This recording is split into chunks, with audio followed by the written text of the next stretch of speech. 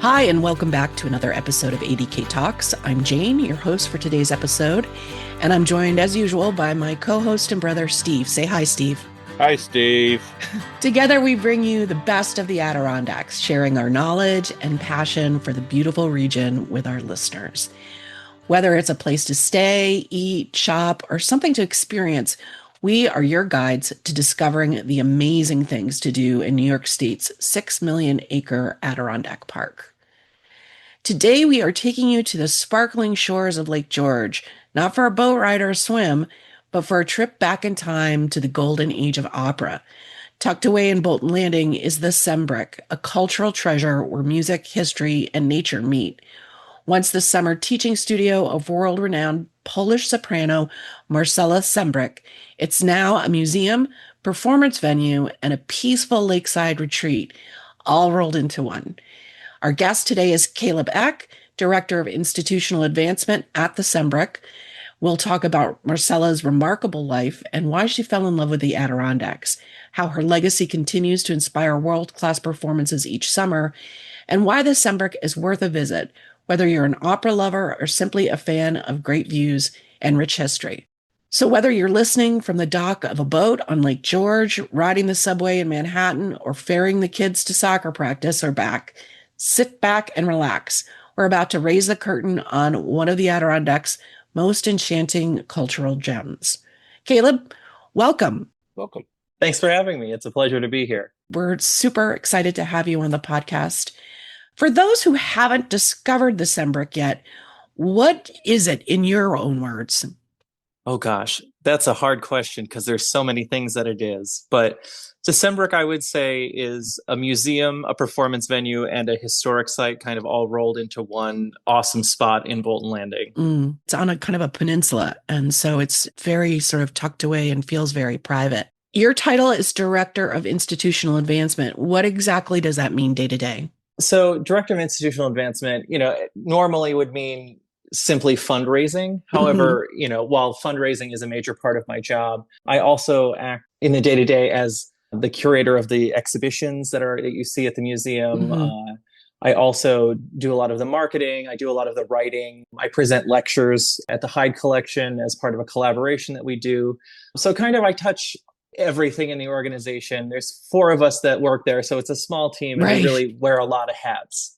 So. I think that's a constant theme, whether it's a, bed and breakfast or a museum or a movie theater up here. Everyone wears a lot of hats. But you're also an accomplished scholar and performer as well. Can you tell us a little bit about your background and what brought you to the Sembrich? Yeah. So I actually grew up in the Adirondacks. The mountains are in my blood. Oh, wow. I grew up in North Creek, New York, home of Gore Mountain. Nice. Yep. And I actually, thanks to, some great teachers at Johnsburg Central School, I really got into music, and I really learned how to write really well. And I really was instilled with an interest in history. So those 3 things kind of led me. I ended up doing both a bachelor's and a master's in vocal performance, first at the College of St. Rose in Albany, and then at East Carolina University in North Carolina. During that time that I was doing my education, I was also interning and then on the staff of the Lake George Music Festival.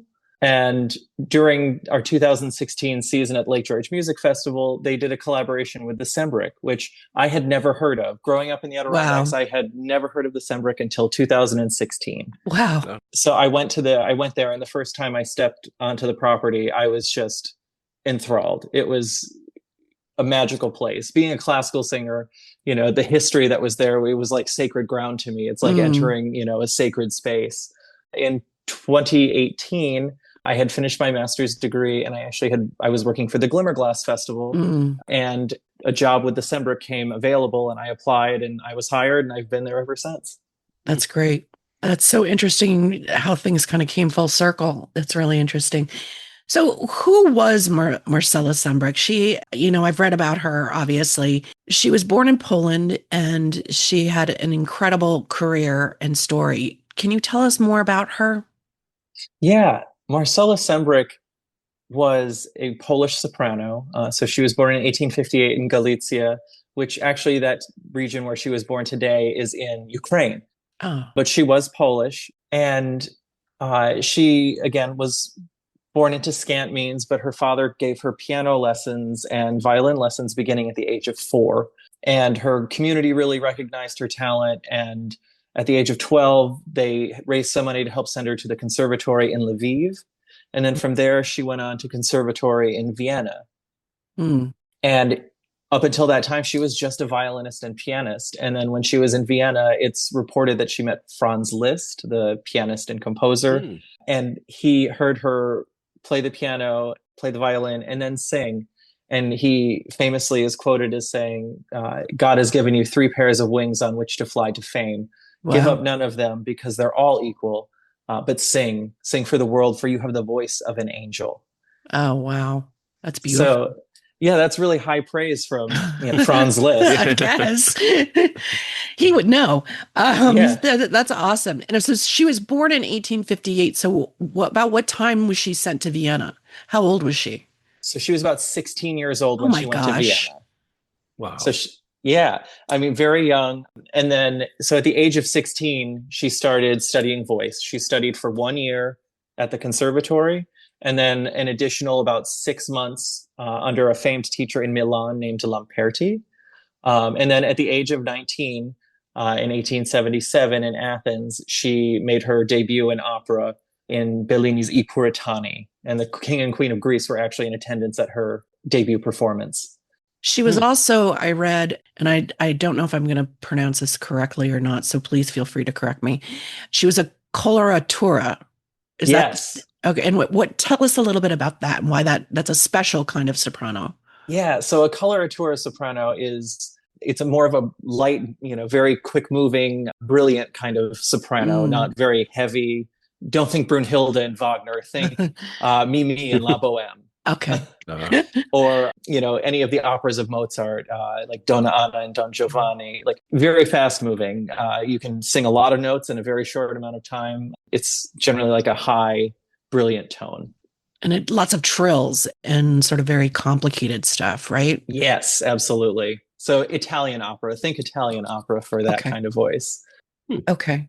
But yeah, so after she made her debut, she ended up in Dresden for 2 years. I mean, that's where she made her like big international splash. Managers started to notice her. And then she ended up getting a contract in both London and St. Petersburg in 1880, 2 of the highest paying opera houses in Europe at the time. And then in 1883, she took another contract, one that was she was unable to refuse. It was with New York's Metropolitan Opera during its first season. Wow. So now we're entering the age of the Gilded Age in America, where you have the old money versus the new money. She was one of the stars for the new money's new opera house. So if you've been following HBO's The Gilded Age, Marcella Sembrich is actually mentioned twice in the series in its in its second and third seasons. Oh, wow. That's so cool. I always think when I think about the Met, I always think about the opening scene in The Age of Innocence. Yes. With, where they talk about the biggest people in New York high society going to the opera and what a big place that was to see and be seen, not just going for the performance, but that's amazing. That's incredible. I mean, she really helped the Met become sort of the force that it is today in some ways, because she was able to, she came in the very beginning. Is that true? Yeah, she was the second opening night. So the second night as Lucia di Lammermoor. And she sang over 50 performances just alone in that first season in over 7 different operas. And that included touring the United States at the time, too. It was east of the Mississippi. But then she was actually in Europe then after that for about 15 years. So she was only there for the first season initially, and then went back to London and St. Petersburg and Dresden and kind of conquered all the stages in Europe. Wow. And then in 1898, she actually returned to the Met and was at the Met until her retirement from opera in 1909. And it's this 10 years that make her so prolific in American musical life. She became the #1 star at the Met alongside so many other, the Met decided it was going to get the brightest stars in opera, spare no expense. And that's how they were going to beat out everyone else. They would have the best casts no matter what. During that time, she was the, stage partner of the famous tenor Enrico Caruso. Mm. She met Puccini, who wrote her a letter and said, "You are the Mimi in La Boheme." Mm. And what I always like to tell the story of her retirement from the Metropolitan Opera, and that's she sang 3 acts, one from each of her favorite operas, and then at the end, she was presented with silver tributes. She became the first honorary member of the Metropolitan Opera, and then as she made her grand farewell, they showered her in rose petals as the curtain fell on the evening. Oh, wow. So it was one of the most lavish events in the company's history, and it sold out in 2 hours after it was announced. Oh, wow. That's incredible. So, and it was attended by everyone. And she continued to perform, though, in concerts. She would not necessarily in operas, but she continued to sing after that. Is that correct? Yeah. So during that same 10 years, she had 2 other careers at the same time that she was the Queen of Opera, or the Queen of the Metropolitan Opera in New York City. And she was a concert singer. So during that time, you had the rise of like a solo presence who could travel to your town and do a solo concert, kind of like the start of today's modern, touring singers. Mm-hmm. And she was actually one of the first people to go on an extended concert tour of the United States, and kind of set the standard for, going around on a train travel. Every 2 or 3 days, you're in a different state doing a different concert. She did one of those in 1909, right after she retired. But during those first 10 years, she was also doing smaller concert tours during the opera season when she was still singing in opera. And then again, at that same time, she was also one of the first commercial recording artists. Oh, wow. First for Columbia Records, and then for the Victor Talking Machine Company. And she made over 95 recordings of her voice between 1903 and 1919. So we can still hear her today. Absolutely. There's some in our website. If you go to and look up our exhibitions, one of our exhibitions this year is Viva Verdi, and it documents basically all the Verdi roles that Sembrich sang and all the stories that go along with that, of course, because there's drama, it's opera. Right. And we actually have digitized several recordings from those operas that she did record. They are through, the lens of antique recording technology. Right. So it's not nearly what would be her full glorious voice, but it gives you at least a sense of what she would have sounded like. What's the URL for your website so our listeners can look it up? Absolutely. It's thesembrich.org. And if that's hard to spell, we also have operamuseum.org, which is much easier to remember. Oh, yeah. Oh, that's good to know. And listener, definitely check it out to not just hear those recordings, but you'll also see the beautiful grounds of the Sembrich. Now, she had a family, so she's doing all this. Plus she had 2 sons and she was married. I hate when they ask women this because they never ask men this, but how did she manage to balance it all? Yeah, so that's actually one of the questions I get a lot at the museum. She did have 2 sons. Right before her debut, way back at the beginning of her career at the age of 19, before she made that debut in Athens, Greece, she married her piano teacher from Lviv, who had acted as her mentor and helped send her to Vienna and then to Lamperti.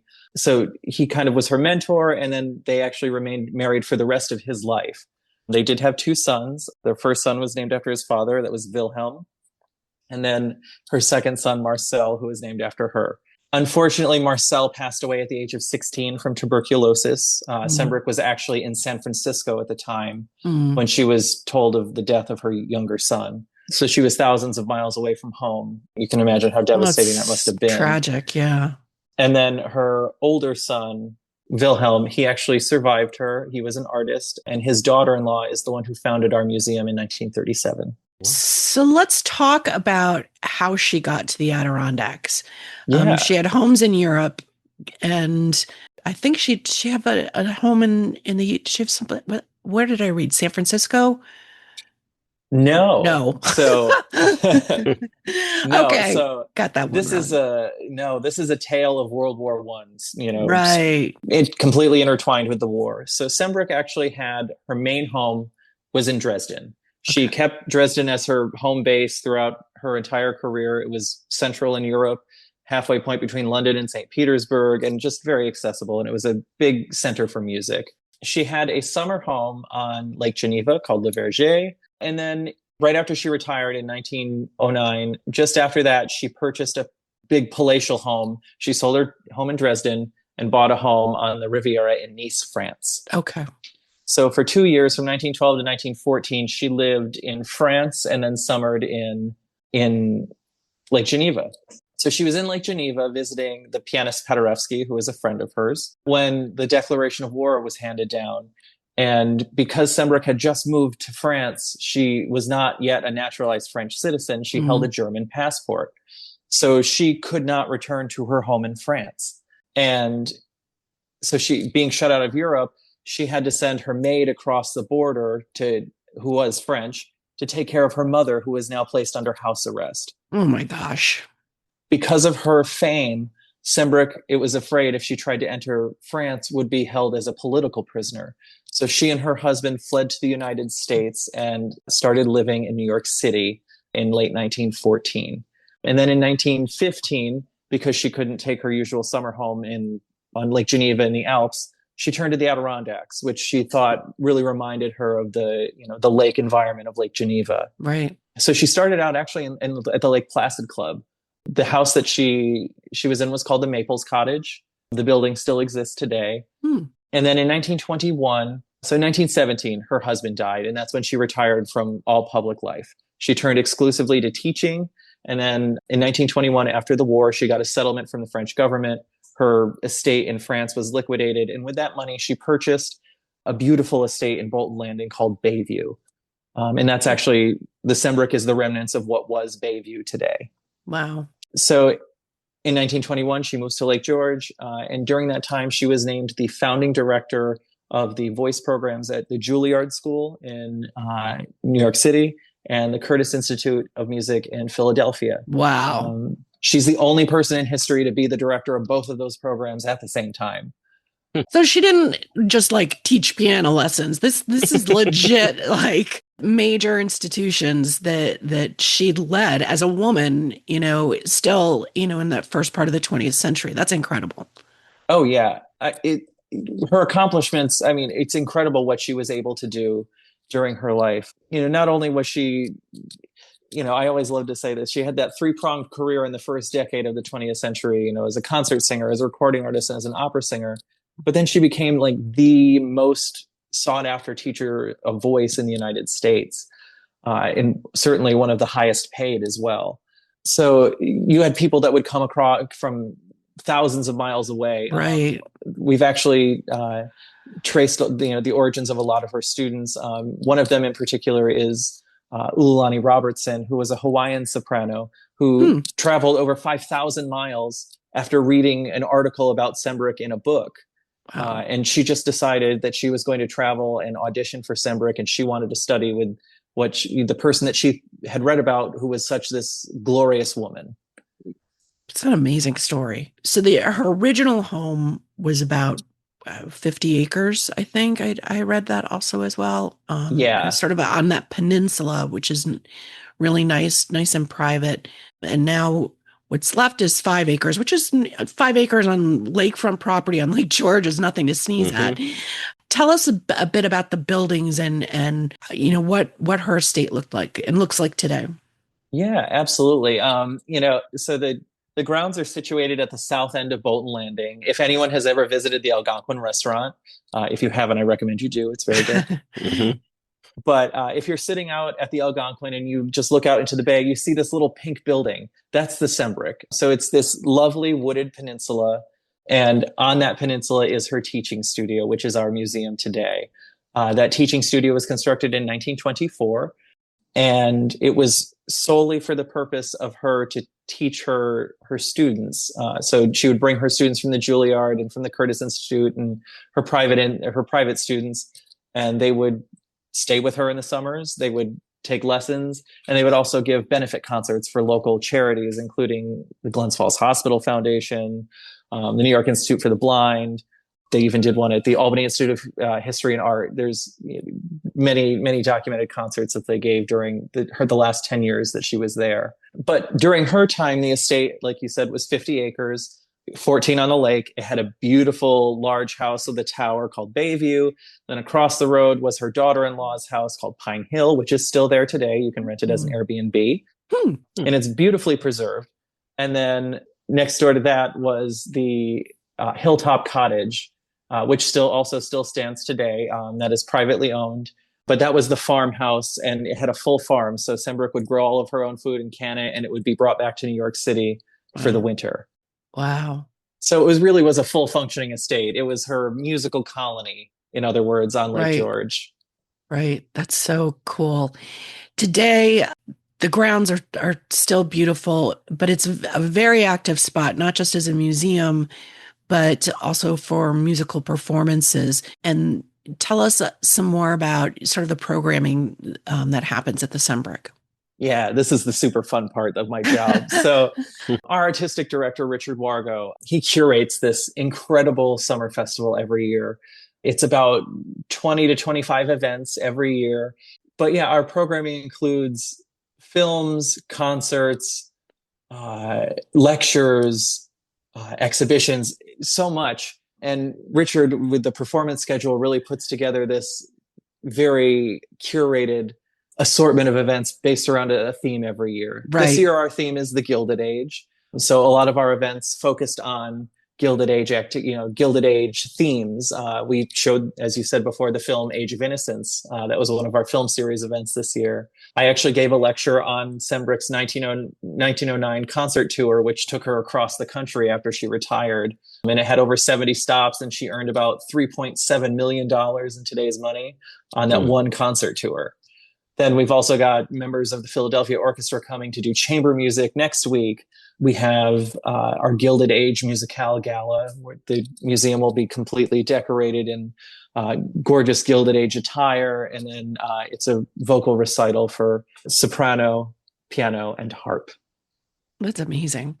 And you mentioned the members of the Philadelphia Orchestra, but you also, I'm always impressed by the type of talent that you have there and are able to attract and bring to Lake George and Bolton Landing. It's just such a great bonus for those of us that live up here full time, to have that kind of talent here in the summer. It's amazing.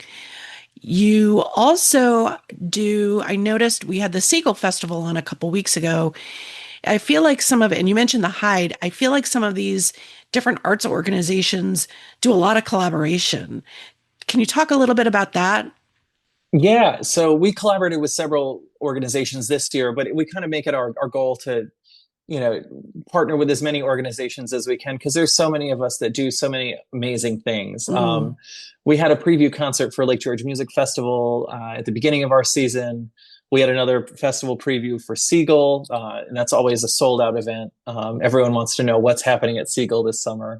So we're happy to host them and welcome them to the Sembrich. And what a better place to hear a vocal recital than in a room built for vocal music. And then we also did a collaboration with the World Awareness Children's Museum. And that was actually part of our World Music Wednesday series, although this event took place on a Thursday. It was the day after the concert. World Music Wednesdays at the Sembrich, so you don't necessarily have to be into opera or know anything about opera to enjoy the Sembrich. There's programming for everybody. Right. World Music Wednesdays bring folk music from different places around the world, whether it be the Yellow River Valley in China, to West Africa, to the mountains of South America. And this year, we actually have had a couple Canadian Celtic groups that have shown up on our lineup that Richard has planned. And they have just been so superb. You never think of Celtic music as happening in Canada. So it's been a cool mix. That's awesome. That's really great. And I think that's a really important thing to emphasize, that you don't have to be a fan of opera to really enjoy all the things that are going on there. And I think, as I said in my intro, even if you just love nature, it's a great place to, see Lake George and sort of set yourself and think about what it must have been like to be Marcella Sembrich or one of her guests at that time. It's a magnificent property. How does the Sembrich carry Marcella's legacy forward in 2025? Yeah, so that's a good question. And it's one that I takes a couple prongs to answer, I guess. Okay. One of those is, of course, our summer festival, and that's kind of like the legacy of excellence in music that Marcella Sembrich embodied. She was at the top of the music industry at the time, and we really love to present some of the up and coming artists. A couple years ago, we had a fabulous pianist, Llewellyn Sanchez Werner, who's just an incredible pianist. We've had pianist Christopher Johnson. We've had the mezzo soprano Stephanie Blythe, who is, one of the biggest names at the Met, in current times. We've had Broadway star Kate Baldwin, and just so many more. So that's the musical legacy of Marcella Sembrich is definitely carried on through our music festival that our artistic director Richard Wargo curates. And then her legacy, is in the history of Marcella Sembrich, is carried on through our exhibitions. I mentioned Viva Verdi earlier, which is on display until the end of this year when we close on Columbus Day weekend.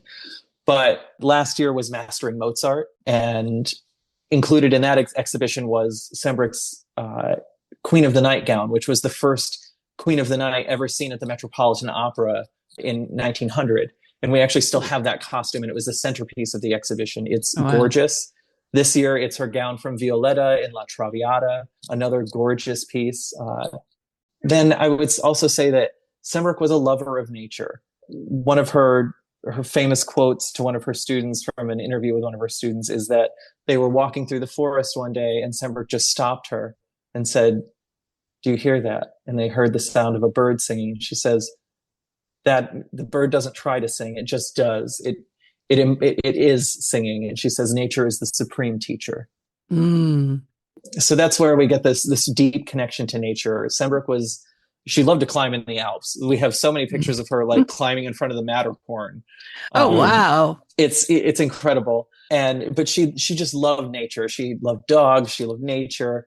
Speaking of loving dogs, if you need a place in Bolton Landing to go walk your dog, the Sembrich, we welcome all your four-pawed friends to come for a walk at the Sembrich. Great. Oh, that's great. That's awesome.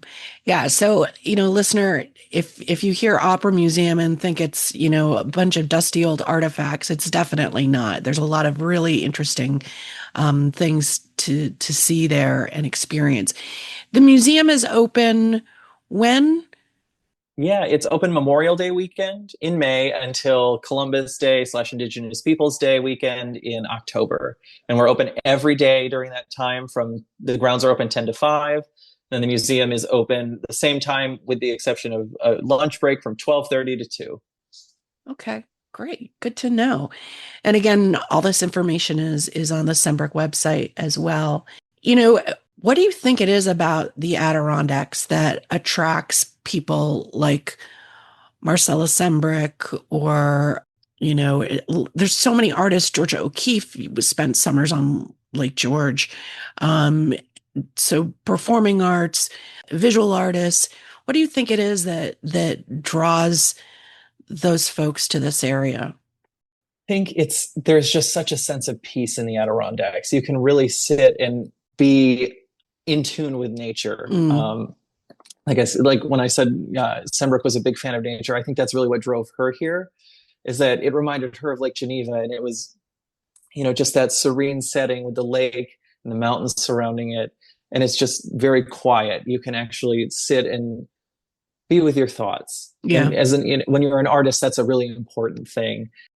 For me personally, whenever I'm at the Sembrich, I've performed there. I also work there. It's one of those places where you do, like I said earlier in the interview, it's almost like a sacred ground. It's this serenity that just happens.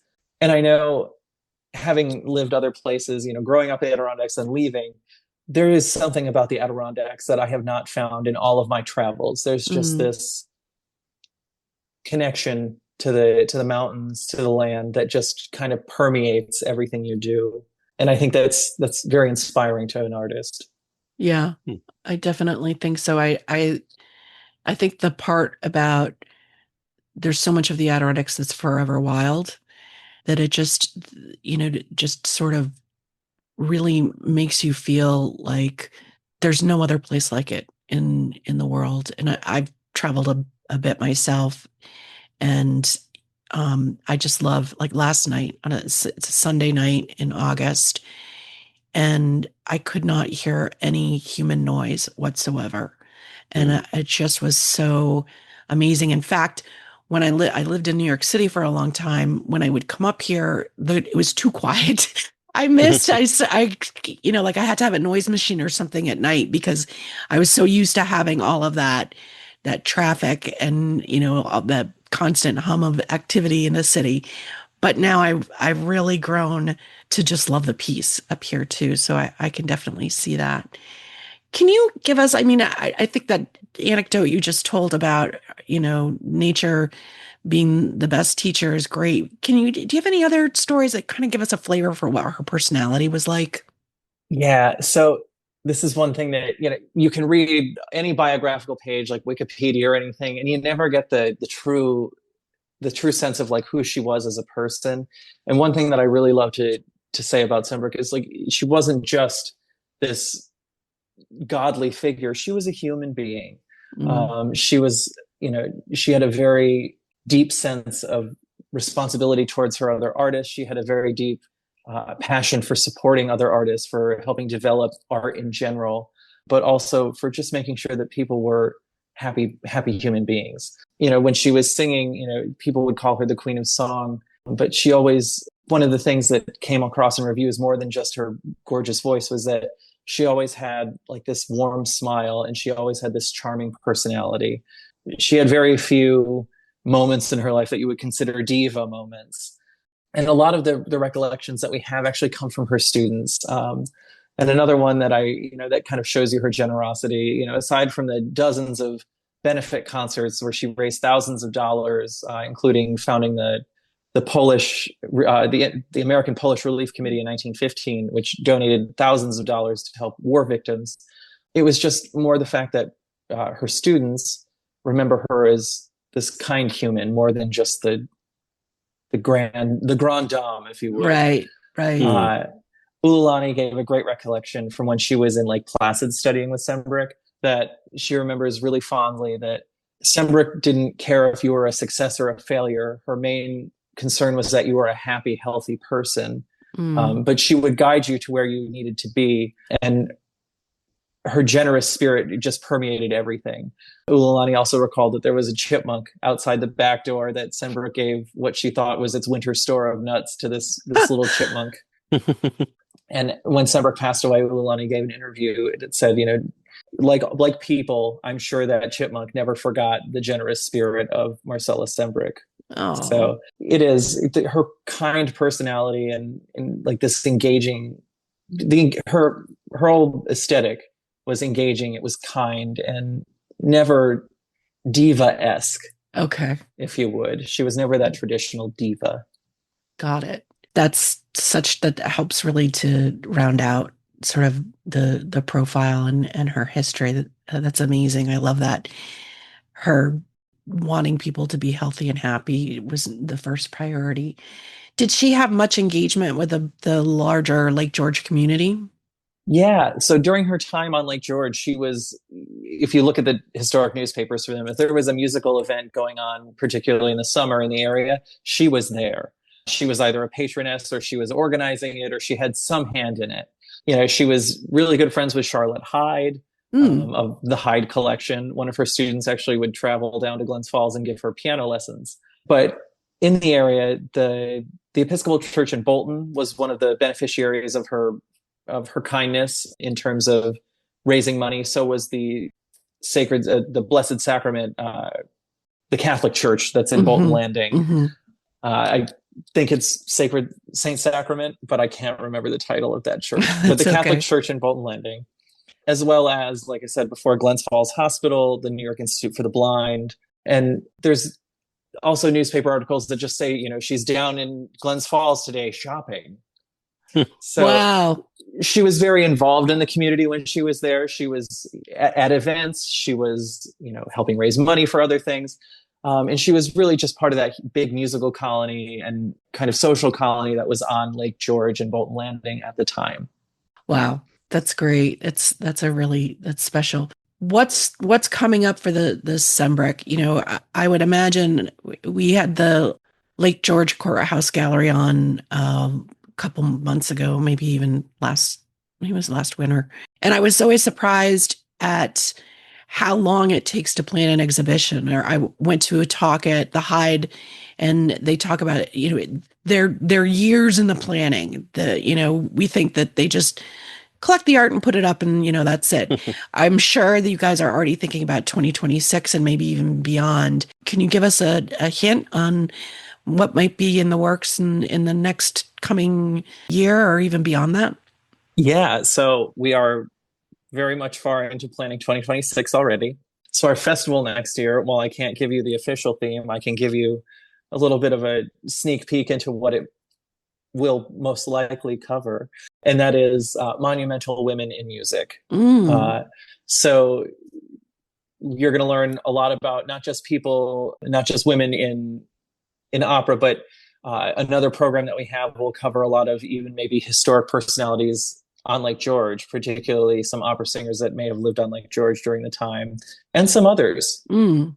And then next year's exhibition it'll be the ladies of the opera. So all the famous women who were really trailblazing opera singers at the same time as Sembrich, including Sembrich herself. Mm. And that'll also include Marian Anderson, Oh, wow. who Marian Anderson has her own museum in Philadelphia. We'll be doing a collaborative program with them next year as our Juneteenth celebration.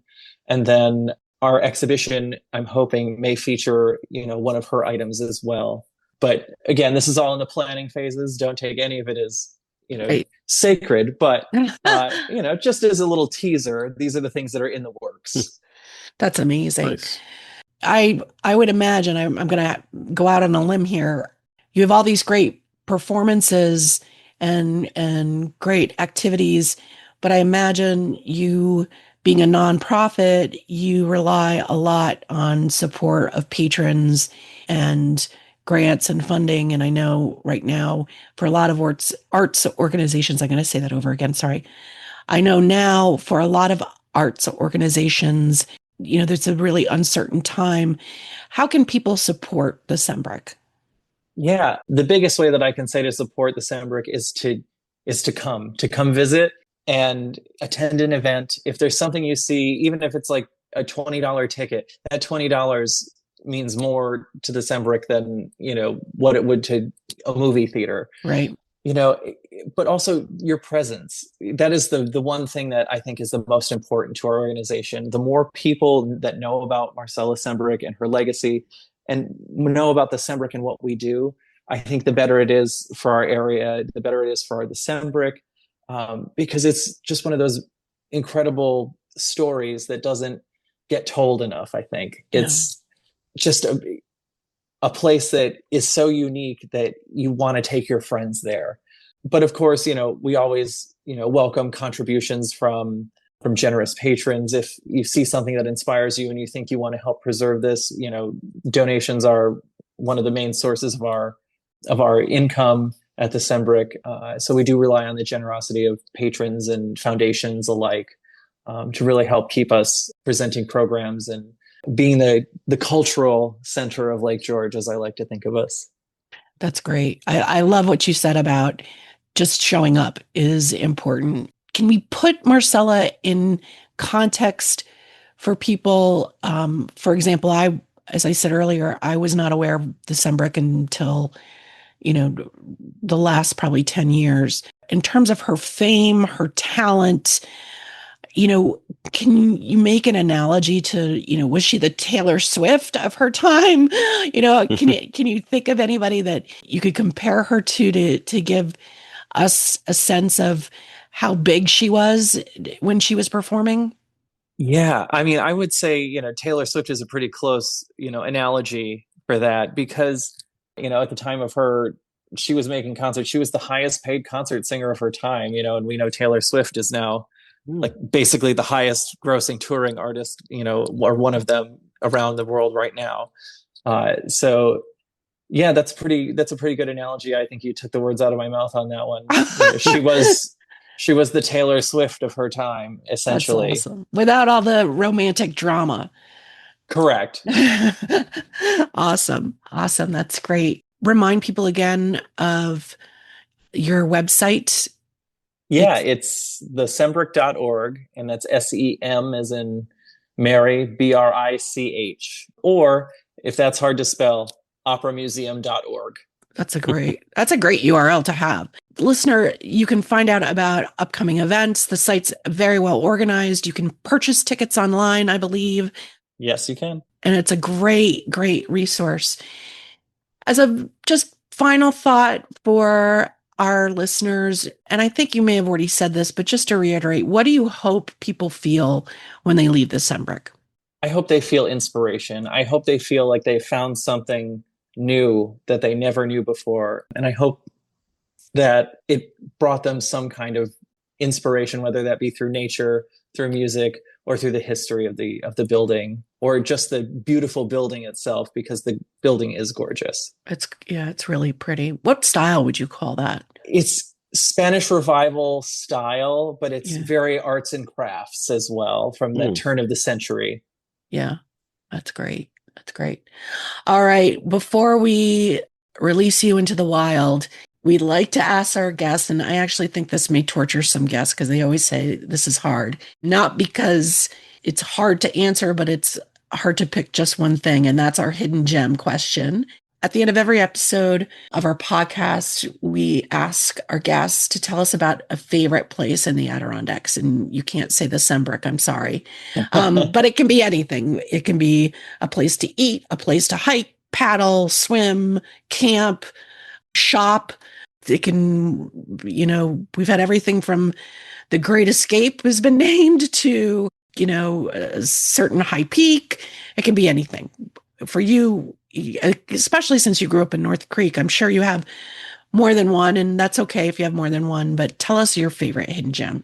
Yeah, I think I'm going to have to say, if you're looking for a good place to eat, Izzy's Deli in North Creek is a great stop. Yes.